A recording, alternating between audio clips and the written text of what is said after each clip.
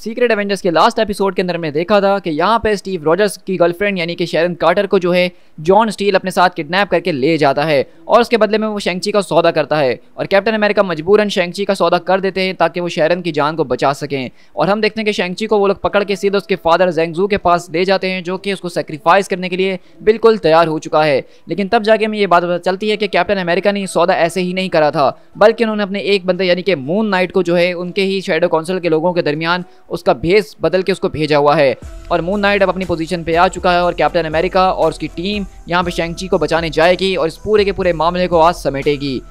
तो अब आगे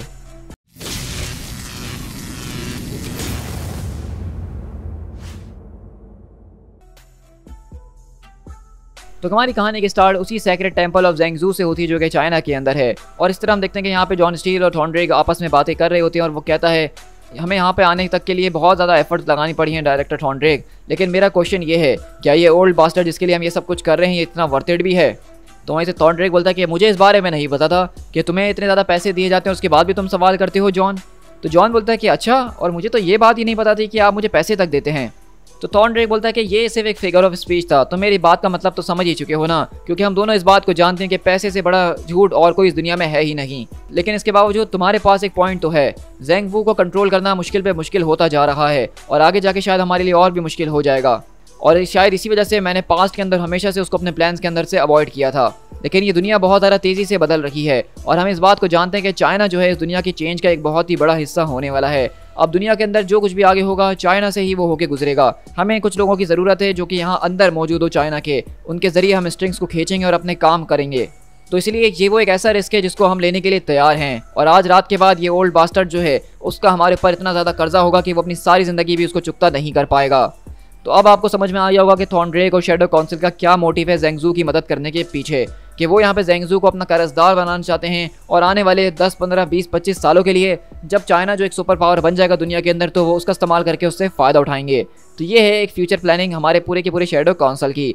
और इसी तरह हम देखते हैं कि यहाँ पे ज़ेंग ज़ू ने जो है बेसिकली शेंग-ची को उल्टा लटका दिया है और कहता है क्या इस बात को महसूस कर सकते हो मेरे बेटे अपने आखिरी मोमेंट्स को, क्योंकि तुम्हारी नई ज़िंदगी बहुत जल्द शुरू होने वाली है। तो शेंग-ची बोलता है कि मुझे इस वक्त कुछ महसूस नहीं हो रहा सिवाय पिटी के, जो कि मुझे आपके ऊपर आ रही है कि आप कितने ज़्यादा बुज़दिल इंसान हैं जो कि आप ये करने के लिए जा रहे हैं। लेकिन वहीं से वो उसके ऊपर एक लात मारकर कहता है कि अपनी पिटी अपने लिए बचा के रखो क्योंकि मुझे उसकी कोई ज़रूरत नहीं पड़ने वाली है। और वहीं से ज़ेंग ज़ू बोलता है कि वो आंखें मुझे ला के दो। तो थॉन्ड्रेक बोलता है क्या मतलब, क्या वक्त हो चुका है? तो ज़ेंग ज़ू बोलता है कि हाँ, टाइम तो हो ही चुका है, अब टाइम आ चुका है कि मैं अपनी इस फ्रेजाइल बॉडी से बाहर निकलूँ और वापसी अपने आप को मुकम्मल तौर पर रीस्टोर करूँ। लेकिन हम देखते हैं कि जब यहाँ पे रिचुअल को परफॉर्म कर रहा होता है तो मैक्स जो होता है वो यहाँ पे एक गार्ड को नोटिस करता है जो कि किसी तरह के अपनी डिवाइस को ऑन करने की कोशिश कर रहा है। और अगले पल कैप्टन अमेरिका बोलते हैं ओके मून नाइट, हमें सिर्फ सिग्नल भेजो। शेंग-ची के फादर और शैडो काउंसिल का लीडर क्या दोनों ही लोकेशन के ऊपर मौजूद हैं? और वहीं से कैप्टन बोलते हैं कि ठीक है, मून नाइट ने हमें अभी भी सिग्नल भेजा है, शेंग-ची के फादर और शैडो काउंसिल का लीडर दोनों ही लोकेशन के ऊपर मौजूद है, तुम लोग जानते हो कि तुम लोगों को क्या करना है, लेट्स गो अवेंजर्स। और इसी तरह स्टीव रॉजर्स अपनी टीम को लेकर अपने जहाज से सीधा नीचे की तरफ कूदते हैं। और वहीं पे मैक्स इस बात को नोट कर लेता और कहता है कि हे जरा रुको, ये तुमने अभी क्या किया है आखिरकार? तो वहीं से वो कहता है कि कुछ भी नहीं सर, मैंने तो कुछ नहीं किया। तो मैक्स बोलता है कि मुझे इस तरह से देखने की कोशिश मत करो, मैं जानता हूँ कि तुमने कुछ किया है, मुझे फौरन से जवाब दो। लेकिन अगले पल हम देखते हैं कि मून नाइट उसके ऊपर एक ज़बरदस्त तरीके की लात मारता है और मैक्स चिल्लाता है कि हमारे दरमियान एक स्पाई मौजूद है, हमें उसको रोकना होगा किसी भी कीमत के ऊपर। तो ज़ेंग ज़ू बोलता है कि आखिरकार ये चल क्या रहा है? तो थॉन्ड्रेक बोलता है कि तुम परेशान नहीं हो, लगता है कि कोई इंट्रूडर है, हम उसकी टेक केयर कर ही लेंगे। तो ज़ेंग ज़ू बोलता है कि हाँ, तुम्हें टेक केयर करना ही होगा क्योंकि मेरे पास अब वक्त नहीं है डिले करने के लिए।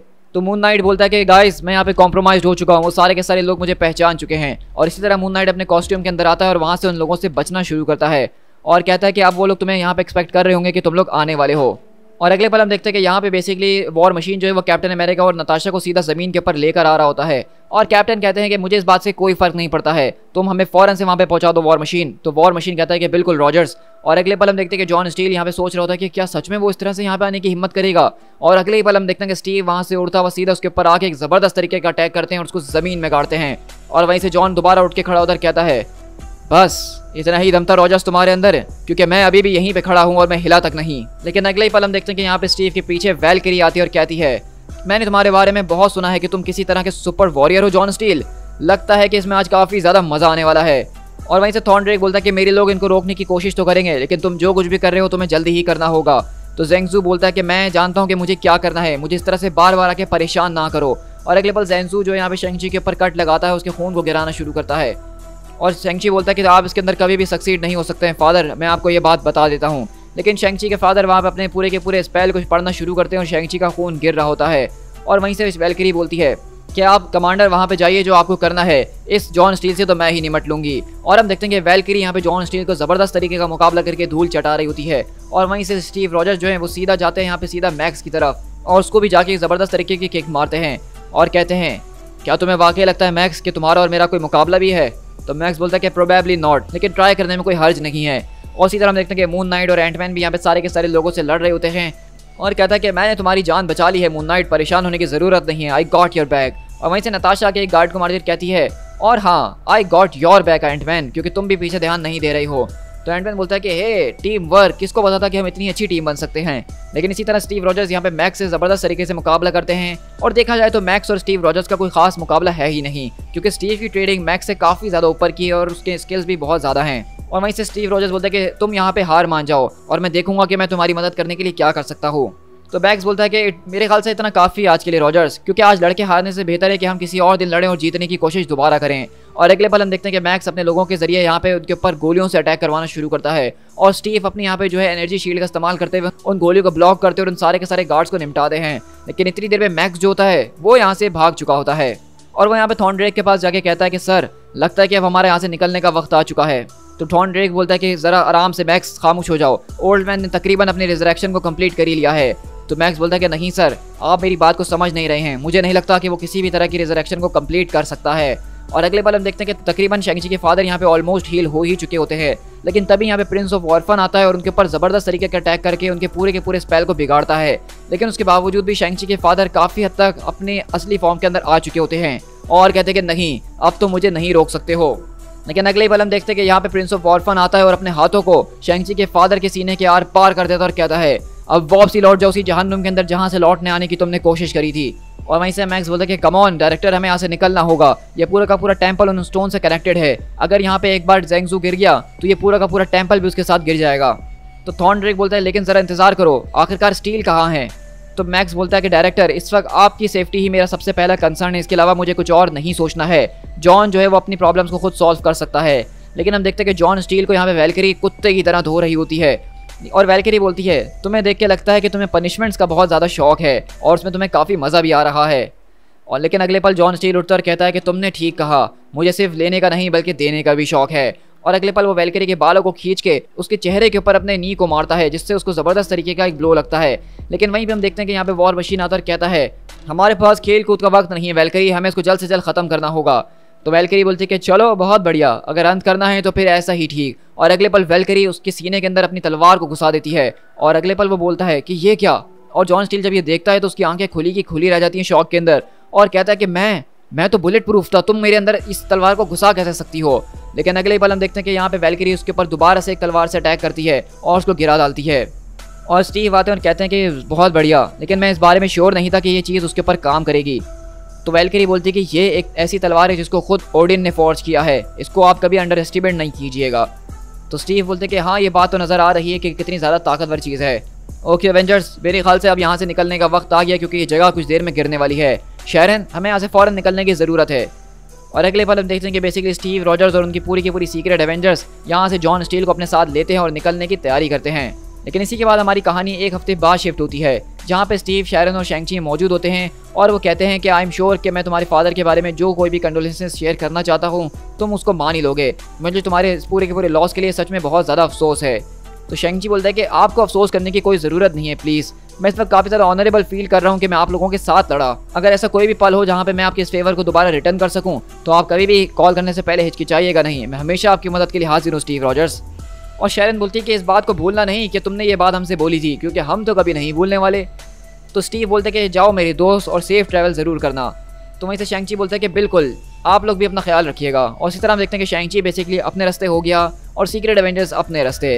लेकिन इसी के बाद हम यहाँ से शिफ्ट होते हैं the raft maximum security super prison के अंदर, जो कि न्यूयॉर्क सिटी के अंदर है। और आप सब जो मेरे कॉमिक्स को फॉलो करते हैं वो जानते हैं कि ये प्रिजन हमने काफ़ी बार एवेंजर्स की सीरीज़ में देखा ही है, जहाँ पे सारे के सारे बड़े बड़े सुपर विलन्स को कैद किया गया है। और हम देखते हैं कि इस प्रिजन के अंदर आज स्टीव रॉजर्स यहाँ पे आए होते हैं और लूक केज जो कि इस वक्त यहाँ का इंचार्ज है वो कहता है क्या तुम इस बारे में श्योर हो स्टीव कि तुम अपने साथ कोई बैकअप ले जाना नहीं चाहते हो। तो स्टीव बोलते हैं कि हाँ मैं इस बारे में श्योर हूँ और मैं चाहता हूँ कि तुम सारी की सारी मॉनिटरिंग को भी बंद कर दो, मतलब कैमरे और माइक्रोफोन्स बंद कर दो, मैं अकेले में बात करना चाहता हूँ लूक, मैं अपने सिर्फ पुराने दोस्त से अकेले में बात करना चाहता हूँ। और अगले पल हम देखते हैं कि स्टीव यहाँ पे किसी और के पास नहीं बल्कि जॉन स्टील के पास आते हैं जिसको यहाँ पे कैद किया गया है और वो कहता है कि मैं इस बारे में सोच ही रहा था कि आखिरकार तुम अपने दर्शन देने के लिए मेरे पास कब आओगे। और स्टीव कहते हैं कि मैं बस तुम्हारे हील होने का इंतजार कर रहा था और जहाँ तक मैंने सोचा था इससे कुछ ज़्यादा ही जल्दी हो गया है ये। तो जॉन स्टील बोलता है तो क्या तुमने मुझे अपनी तरह समझा हुआ है, मैंने इस बात को नोटिस कर लिया था। और हम देखते हैं कि बेसिकली जॉन स्टील एक काफ़ी ज़्यादा पावरफुल इंसान है और इसके हीलिंग फैक्टर से आपको अंदाज़ा हो गया होगा कि स्टीव भी शॉक के अंदर है कि कितनी जल्दी जो है वो बेसिकली वैल्किरी की उस पूरी की पूरी ड्रैगन फैंग सॉर्ड के घाव से हील कर चुका है।